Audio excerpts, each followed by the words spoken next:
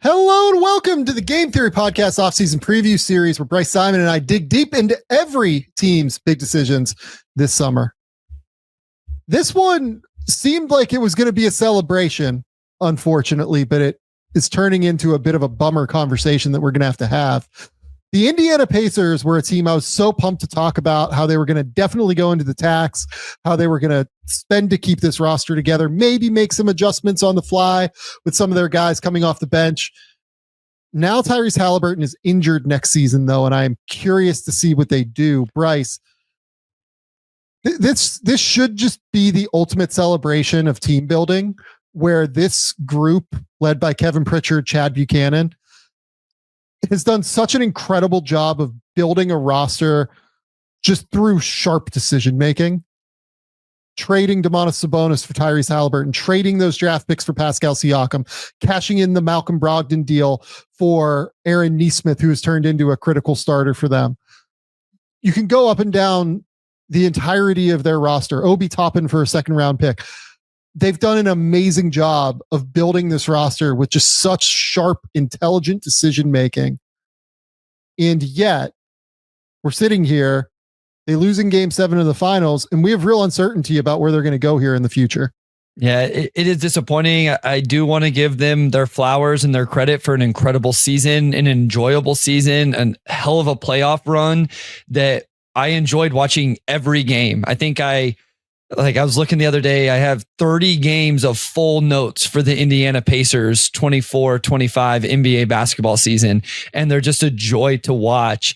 And this is why you have to just trust in the process, love the process, because sometimes, unfortunately, luck or lack of luck or whatever doesn't give you the results that maybe you want. And that's where we're at with Indiana now. They unfortunately, luck was not on their side, or whatever, however you want to say, whatever the opposite of luck is. And Halliburton's down, and now it will be interesting to talk about. Is there a pivot? What is the pivot, if there is one? And what do things look like in the immediate and the future for them? I think you hope that he comes back fully healthy from this Achilles injury, and you still continue to build around him and Siakam. But there are now some questions in terms of, like you said, do you go into the tax when you're probably not a competitor in the East without your best player? And by the way, if you're here, hit the like button, hit the subscribe button. We are closing in. We might even be there by now at 50,000 subscribers, which is our goal by the draft. We appreciate you guys immensely for coming to hit that subscribe button, hitting the like button, enjoying this offseason preview series in the way that you have. Yeah, I mean, this is the ownership group. And by the way, I see on the graphic here that it says they have pick number 23. We'll talk about the genius that was them trading pick 23 yesterday, or 3 days ago, I guess, by the time this happened. But it was genuinely a miraculous move, and I'm so interested to see how the Pacers ownership group ends up making decisions this summer. Honestly, do they decide to pay the tax? Do they decide that, hey, we'll retain Miles Turner, but you have to find a way to get under the tax by trading Jarris Walker, by trading Obi Toppin? Like, there's just a lot to kind of sort through here. And I think that this obviously begins and ends with Miles Turner, right? Like, Miles Turner is a free agent. He is probably, I don't know if he's going to be the most sought after free agent, but he would be among the most sought after free agents on the market. I think there are teams that would genuinely work toward clearing cap space, toward like executing sign and trades, toward figuring out a number of different avenues here. What do you do if you're the Indiana Pacers here? Do you just automatically work to retain him, even if it costs $30 million a year? Or do you let him go? So my answer was going to be yes, you have to. He is intricate, I believe, to what you do. And we will eventually talk about this. Part of this equation always is, how do you replace him? Now, part of the Halliburton injury is you may not have to do it this offseason, or, I mean, I guess they don't have the draft capital to do it now, but it doesn't have to happen this offseason. You can find other ways. If you find a player that you need that's going to take a year, maybe, whether you bring him in to integrate into the system, whatever. So I guess it does open it up a little bit more to not bringing him back. I just think he's really important to what they do, Sam. I think the floor spacing really matters, and everybody loves talking about floor spacing bigs until you go try to find floor spacing bigs and realize it's not that easy to do it. Yeah. Here's the other thing I'll say. I brought up on our live last night, the mock draft. If you haven't watched it, you guys need to go check it out. That the Daniel Gafford contract would be interesting to see if it would be used in negotiations on rookie scale guys, right? The Jalen Duren, Walker Kessler, and Mark Williams. Like, Miles Turner is a starting center on a team that's gone Eastern Conference Finals and NBA Finals in back-to-back years. Daniel Gafford isn't the starting center on his own team. Like, to me, that's a pretty solid floor. And then the other contract I always bring up is Nick Claxton's. And it feels like I'm always throwing shade at Claxton, and I don't mean to. So 30 sounds like a big number, but if you're Miles Turner, are you taking anything less than that? Are you? Look, like, let me say this. Are you asking for less than that? Like, you're going to the table with that, right? I think you're going to the table with 30. Look, Miles Turner's 29 years old. He's been in Indiana Pacers lifer at this point, right? Like, he's been there 10 years. If he just decides, I want to spend the rest of my career in Indiana, I want to be like the Indiana Pacers center for this era of basketball, I do wonder if, and like, here's the thing too, like, Miles Turner is an incredibly intelligent human being. Like, I remember talking to him when he was 19 or 20. Like, he was one of the first prospect interviews that I did, like one of the first like bigger profiles that I wrote when I was at CBS. I could not have been more impressed with him at 19. Like, genuinely, like, I thought like this guy could grow up to be like a governor or something. Like, he's that impressive when you meet him in person. I wonder if he just decides, you know what? Like, I love Indiana. I love my life. I love what I've built here. I've made $140 million in my career. I'm going to make another $100 million off of this deal. I wonder if he just goes like, shit, like, maybe I'll take for 110 or, you know, for 100 or something in order to keep this team together, because they're so close. And they are close. Like, if Tyrese comes back healthy, this team is close and they can do it. I think they were very close to winning a title this year. I'm not sitting here saying he should do this. I would never advocate for a guy taking less than what he's worth, because it is what it is.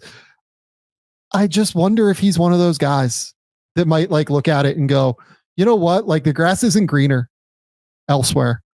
I have a great situation here. I have the best possible situation that I'm ever going to have here in Indiana. Let's make sure we keep this together.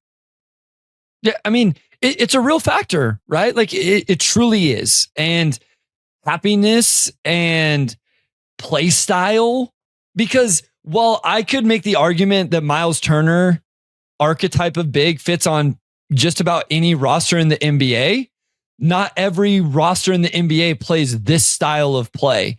And assuming Miles Turner enjoys this style of play, which I assume he does. And here's another thing. If I'm not mistaken, Pascal Siakam said that he wanted to go play with Miles Turner. Like, that was a player in the league that he had like pinpointed or whatever, whenever that trade happened.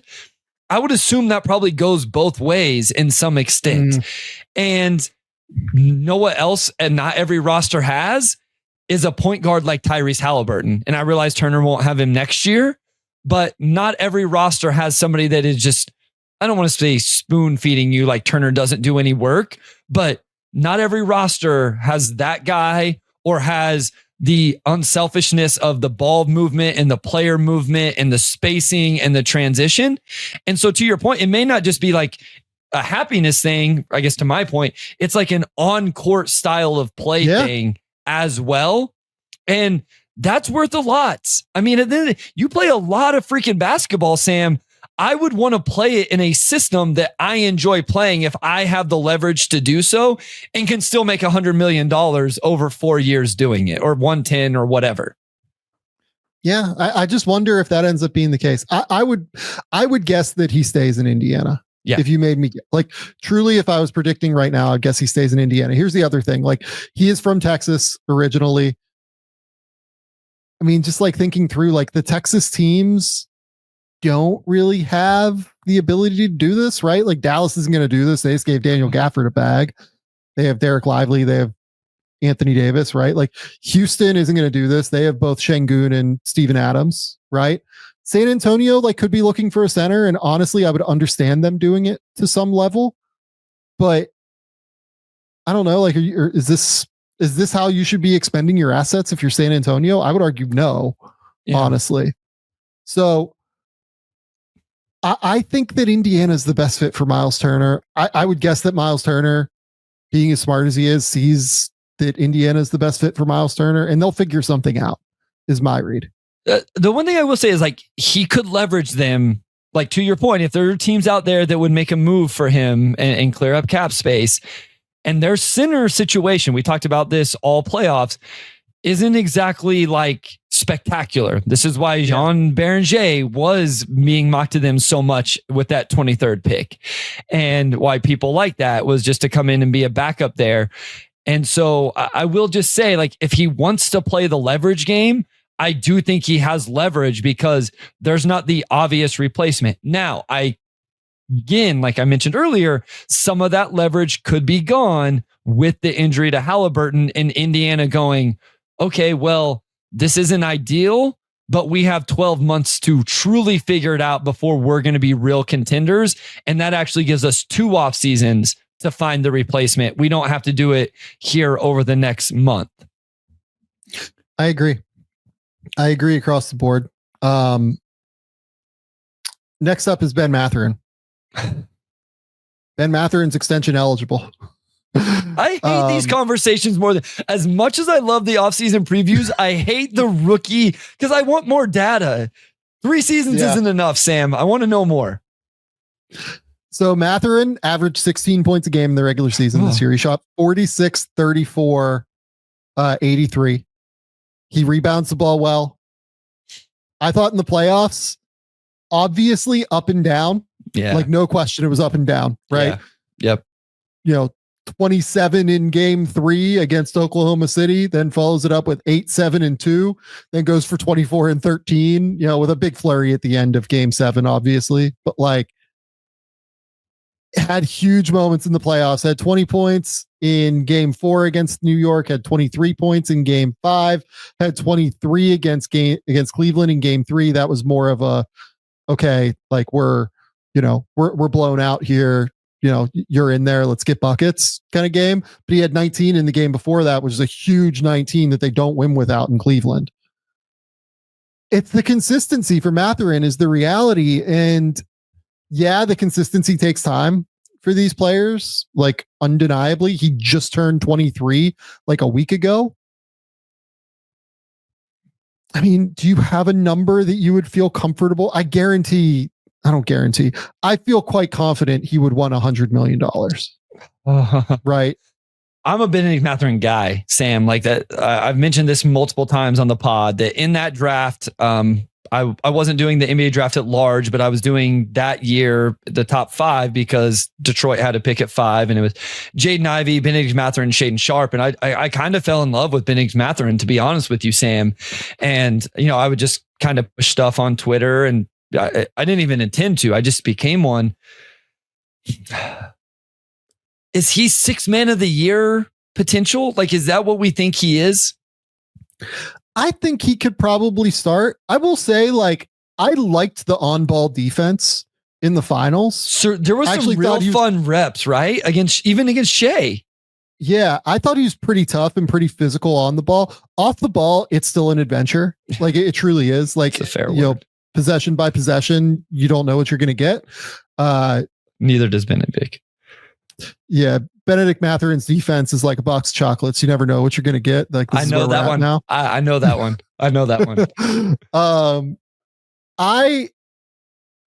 I think I might just let this play out, man, in all honesty. But here's the issue if you let this play out, right?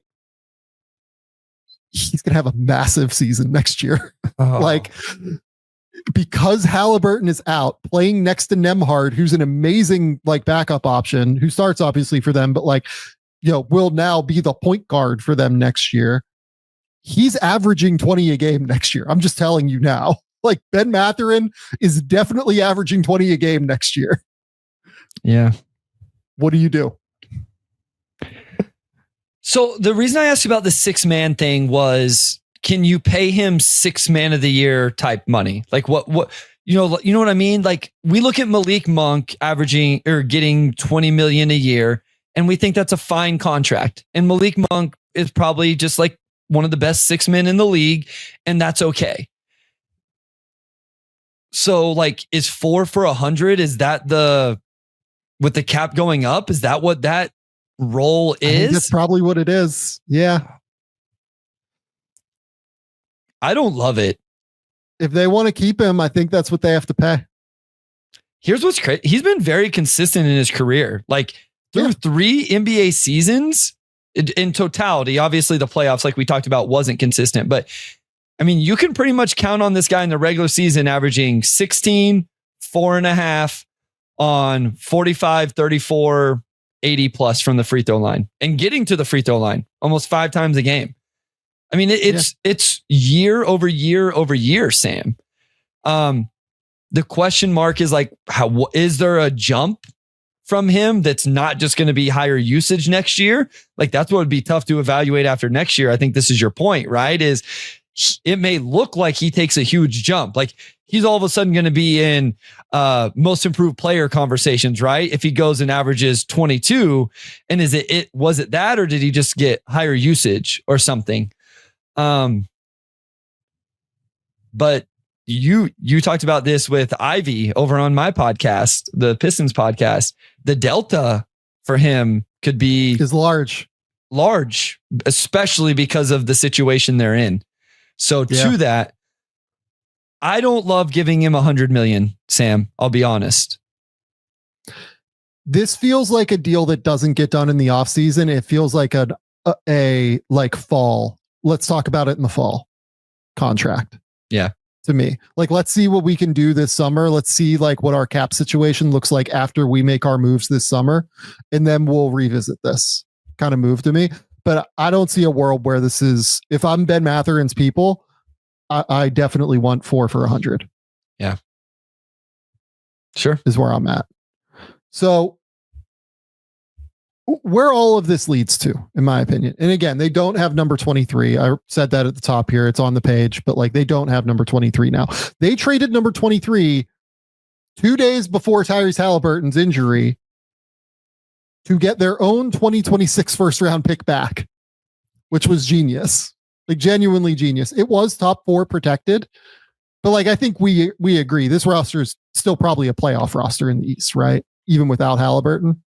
I think the way they play, what Benedict Mathurin is going to be able to do, what TJ McConnell will do, what Andrew Nembhard, Siakam, assuming they keep Miles Turner, and depending on how they find a way under the luxury tax, I would agree. Yes, this is still a playoff team.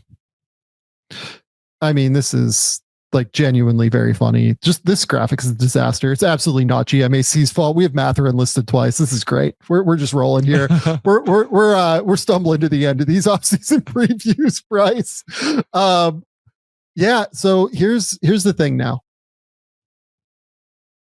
If I was Indiana and I was their ownership group who's never paid the tax before, I'm probably not excited about paying the tax for this group next year. Right. Yep. They're about 19 million from the tax. I would guess that they will probably try to roster number 54 overall. So like, that's like 1 million. Sure. Yeah. In terms of two ways that they have, I mean, they had Enrique Freeman. Like, maybe you try to like roster some of your two ways, like Enrique Freeman and Ray J. Dennis or something. get like a little bit cheaper that way. Maybe bring in like one vet. That gets you, let's say, to fill out a roster near the end. It's probably like 13 million or so. And this is assuming that you let Isaiah Jackson walk as well, which is a whole other thing where he's, a restricted free agent and is coming off an Achilles tear. And we don't know what he'll be looking for in a contract, right? Maybe it's like a super cheap deal. Who knows? Like very easily could be. But I'm going to guess that you probably have for the, what would it be? You have 167 on 10 guys. You need 4 more, including Turner, right? So really you need like 3 more minimums, right? So let's say that those cost 5. Let's say Turner, let's split it at like, he ends up at 26 or so. So you gotta get like 27 million. Yeah. So you gotta get off like 12 million. Yeah. Oh, to avoid the tax. So, I mean, we know where this is going then. And it sucks because Obi Toppin was awesome in the playoffs. Offensively, for sure. Yes. Even defensively, I didn't think he was like as catastrophic as he's often been. No, that's fair. Yeah. I mean, one thing I feel like a lot of guys, I feel like we see the defense, some of those type of defenders, we see like the level of engagement, especially at the point of attack, ramp up. I think we, at that level, you kind of understand it. And also the physicality that you're allowed to play with is going to help the defender at the point of attack as well. But yeah, I think especially offensively, and you're not wrong, he was better defensively than what normally he is. But I thought offensively, he didn't have a great game 7, but in general, he was good. So like the other piece of getting rid of Obi Toppin is like, you still need more big bodies. I was going to say, like say that you're keeping Turner, right? You still have Turner and Siakam, but then if you're getting rid of Obi Toppin, like your next biggest player is like Johnny Furphy at that point. It's like you kind of need, I think Furphy's taller, but Jarris is a fair response to that. Yeah. I mean, like, here's the answer. Here's my question to you. Do you get rid of both of them and try to bring in like somebody making like 6 million or so? So like the reason I say Obi is Obi makes 14 million next year, fits into like multiple trade exceptions league wide. I would bet you he is value league wide after this playoffs. So like, can you find the team that works where you get like real value for him? Is there a team out there where like you're like, oh yeah, this makes sense? What's real value? You're not going to get a late first this year.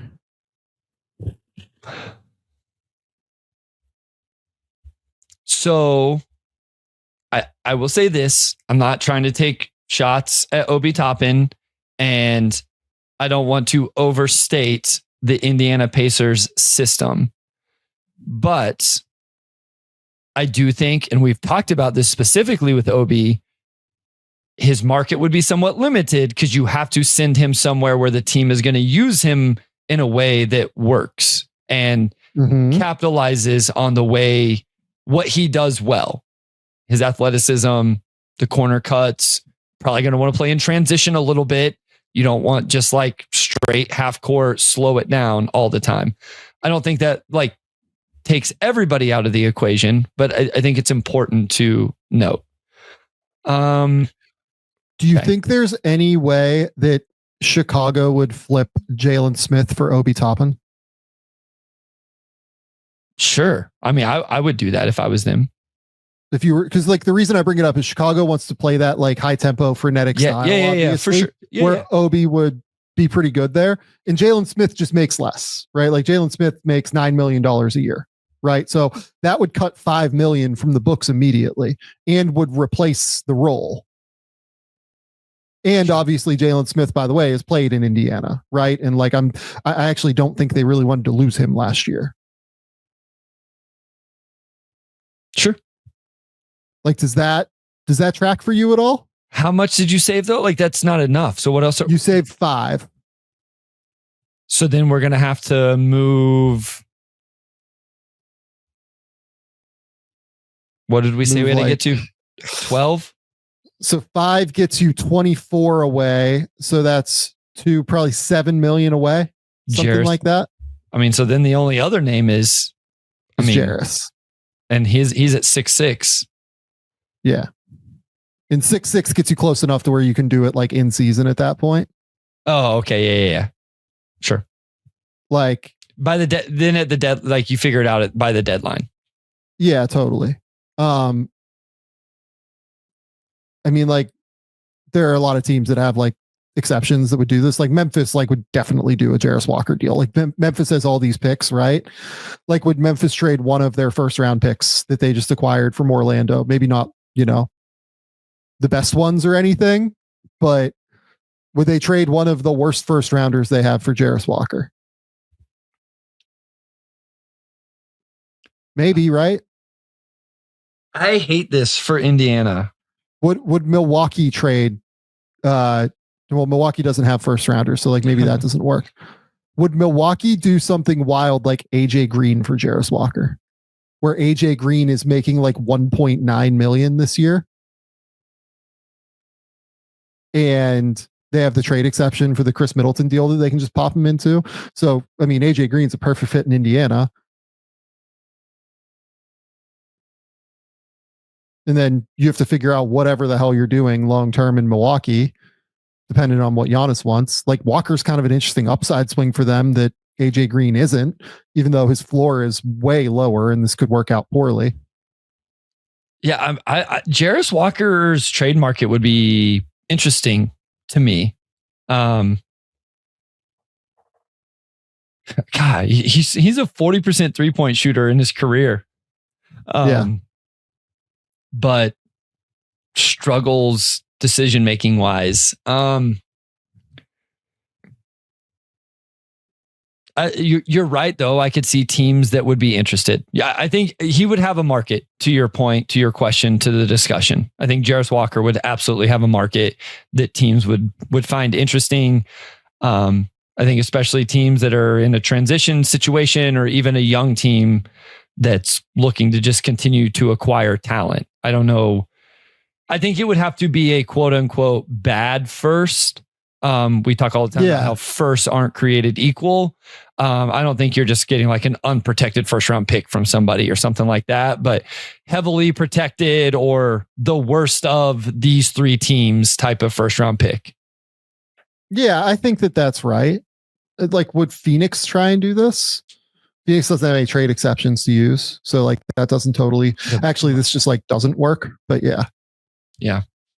Like having thought through it, like just straight up doesn't work, but there are teams that would do Jarris Walker if you wanted to, and you would get value for him. I think if you're Indiana, I don't know if you'd be excited about moving Jarris Walker though for nothing. That's why I said like, is there a way to get like a guy on a minimum that can play next year that like you can grow with in addition to moving Jarris Walker's salary? That's I don't love what we're having to do here at all. Neither do I. I hate it. Moving these guys. I guess the nice thing for Indiana is you're moving guys that I do think both of these guys would have value. Like you're not a team that's attaching assets to get off of money to get done what you need to get done. A la what the Grizzlies had to do with Marcus Smart, right? We don't disagree with that decision, but ultimately they had to attach draft capital to re-sign Jaren Jackson Jr. The nice thing for Indiana is the money you have to move off of should be positive money that you get something in return. So I like Obi Toppin on this team, man. I don't love the idea of having to trade him to keep Turner, even though I understand why you do it. Yeah. I mean, the other answer here is you just don't keep Miles Turner, right? And I hate that scenario. Like I hate it. Right. So that's why this conversation sucks. That's why the entirety of this thing absolutely is terrible. And I hate it. I mean, think about your depth. Like all we talked about was the Pacers' depth. And you're going to go into next year, potentially, well, for sure, without Tyrese Halliburton already, and then potentially Obi Toppin and or Jarris Walker. Now, depending on the scenario, it could just be one. Depending on the scenario, maybe you replace them with some sort of rotation players. It just, for a team that, like, you're talking 2 or 3 guys there that played minutes for them. Obviously, real minutes. And I just hate that because I enjoyed this team so much. So, yeah, I agree. I truly loved this team. Like this is one of my favorite teams that I've seen in a while play basketball together. Their synergy together was immaculate. Rick Carlisle has done an amazing job building this group, and they can absolutely get back to this, by the way. Yeah. Is the thing. Like losing Obi Toppin, losing Jarris Walker, you can figure out answers to that, is the thing. That's why, to me, I'm trying to keep Miles Turner here. I agree with that. There's no question to me. Who is the harder archetype to acquire? And to me, it's no question that it's Miles Turner. I agree. And like maybe you get a leap from Ben Shepherd, maybe Johnny Furphy's a thing, right? Like, yeah, I'm for it. Maybe you can get Thomas Bryant back on a minimum. Like, I think that would be like totally plausible. Who knows what Isaiah Jackson's restricted free agency looks like coming off of an Achilles. Like, I just don't know. Right. Like I would guess it's minimums, but you know, he's young enough to where you might be able to buy into the upside. It's just that everything that Isaiah Jackson did was athleticism. Mm-hmm. So yeah, he is one that I would particularly be concerned about, obviously coming back. And then like, it seems like everybody loves James Johnson. I was about to say we're bringing like, James Johnson back for the vibes, right? We got to bring James Johnson back for the vibes. I think. I mean, like that's the reality of this situation.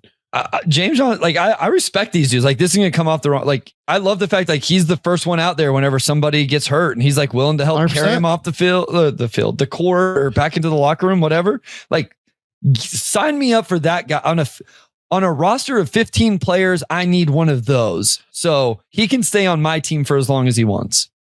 James Johnson knows the role. He knows the assignment. That is right. Yes. He's a leader. Like he's there. By the way, do you know where James Johnson is from originally? Shout out Cheyenne, Wyoming. Let's go. Heard it's beautiful up there. Never been. I need James Johnson to talk to my students and athletes and just be like, explain to them accepting your role and thriving in your role, no matter what it is. I love it. I absolutely love it. Okay. Honestly, it's a big summer for Indiana, but it's not complicated, right? It's pretty simple. Complicated. Yeah. It's like, do you retain Miles Turner? If you do, and we think they should, how do you get off of money elsewhere? Right. And maybe, you know what? Like maybe Indiana's ownership just surprises us. And they're like, screw it. We're willing to pay the tax for a couple of years. Let's let it rock. Right. Like I'm all for it. Yep. But I do think that from a flexibility perspective, financially, long-term for them, keeping this team together longer term, given where ownership has been, it might make sense to get off of some money here. Because you're probably going to stay in the tax once you go because of Pascal and Tyrese's contracts. Nimhard's is going to stay. If you keep Mathurin, that number's going up. Mathurin's number's going up, and then obviously Turner's number. So like the idea here is the 1 year you have a chance to stay under it and stay out of the repeater, it wouldn't be bad to push that off a year before you get into it, stay in it, and repeat year over year. I told you it was going to happen while you have this title window open. And I think it's fair to say at this point, this is a true title window for this team, assuming Tyrese Halliburton returns 100% of what he was before. Agree. I completely agree. Bryce, tell the people where they can find your work. Tell the people what's going on. At Motor City Hoops on Twitter, on Blue Sky, Substack, all free over there, whether video breakdown of NBA draft prospects, potential free agent, trade candidates. Have 20 plus of those on the Substack, a couple more dropping the rest of the week. the Pistons Pulse podcast. We did a mock draft over there if you're interested in that. Otherwise, Game Theory podcast with the Sam Vecenie, 29 of 30, on our way to 50K. I guess the new goal is going to be 100. And new goal is definitely 100. I'm excited for that. There. Okay, go to The Athletic. Keep me employed over there. We'll have great draft coverage up there throughout the next few days. We'll have off-season coverage there too. So excited about all of that.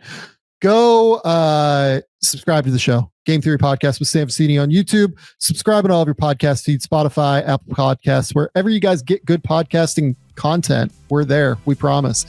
That's where we're at, though. Until next time, we'll talk soon. Bye.